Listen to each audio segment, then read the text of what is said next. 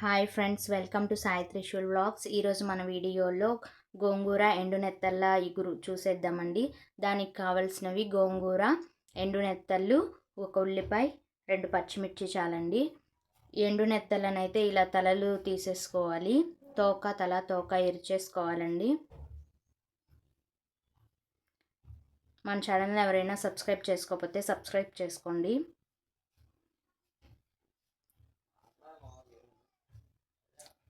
ఇప్పుడు గోంగూర అయితే చాలా ఇసుకుంటుందండి. గోంగూరని అయితే బాగా క్లీన్ చేసుకోవాలి. ఈ విధంగా మా అమ్మ అయితే 2-3 సార్లు అయితే క్లీన్ చేసిందండి. ఇసుక మొత్తం పోయేంత వరకు క్లీన్ చేయాలి. అలాగే ఎండు నెత్తలను కూడా కడుక్కోవాలండి బాగా. తల తోక తీసేసాం కదా, వీటికి తీసిన వాటిని ఇలా కడుక్కోవాలి.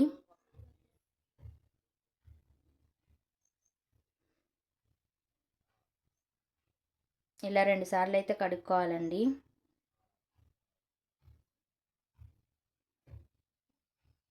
ఇలా కడుక్కున్న వాటిని అయితే కొంచెం సేపు నీటిలో ఉంచాలి. తర్వాత ఉల్లిపాయ, పచ్చిమిర్చి అయితే మా అమ్మ కూర కోసం కోసేసుకుంటుంది. కొంచెం కొత్తిమీరని కూడా కోసుకుంటుందండి. తర్వాత పొయ్యి మీద కళాయి పెట్టేసి ఆ కళాయిలో కొంచెం నూనె పోసి ఈ ఎండు నెత్తలను అయితే వేయించుకుంటుంది.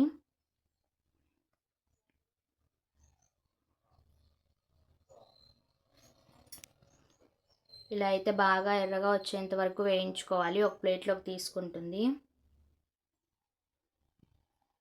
తర్వాత అదే కళాయిలో కొంచెం నూనె పోసుకొని ఉల్లిపాయలు, పచ్చిమిర్చి అయితే మనం వేయించుకోవాలి.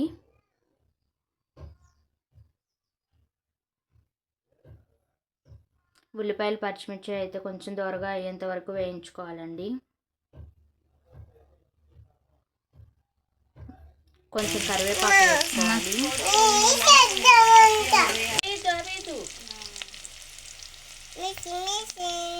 ఇలా వేగిన తర్వాత గోంగూరను అయితే మనం కడిగి పెట్టుకున్న గోంగూరను అయితే కళాయిలో వేసుకోవాలి.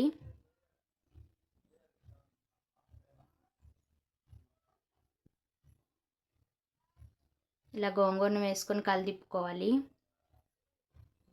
గోంగూర అయితే మగ్గేలోపు చూడడానికి ఎక్కువ కనిపిస్తుంది, కానీ మగ్గేలోపు కొంచెమే అవుతుందండి. ఇలా బాగా గోంగూరను అయితే మగ్గబెట్టుకోవాలి. ఇది లేత ఆకు కాబట్టి కొంచెం జిగటగా ఉంది.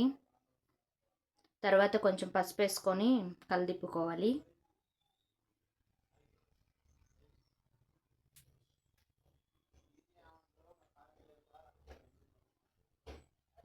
మనం నూరి పెట్టుకున్న ధనియాల పొడి, గరం మసాలా అయితే మా అమ్మ వేసుకుంటుందండి.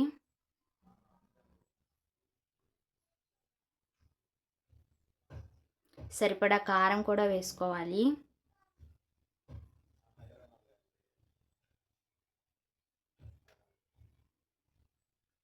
సరిపడా ఉప్పు కూడా వేసుకోవాలండి. గోంగూరలో ఉప్పు కారం అయితే ఎక్కువగానే పడుతుంది, ఎందుకంటే పులుపుకు తగిన కారం, ఉప్పు ఉండాలి కదా. ఇలా అయితే వేసుకొని కలిదిప్పుకోవాలి.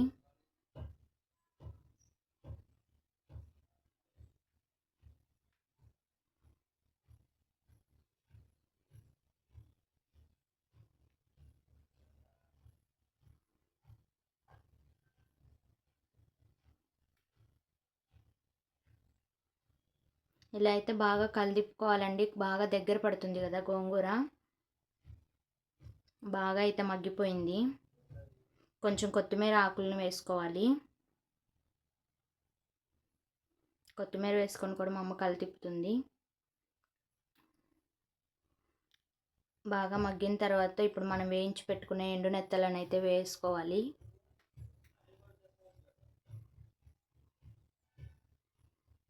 ఈ నెత్తళ్ళు గోంగూరలో కలిసేలాగా బాగా కలిదిప్పుకోవాలండి.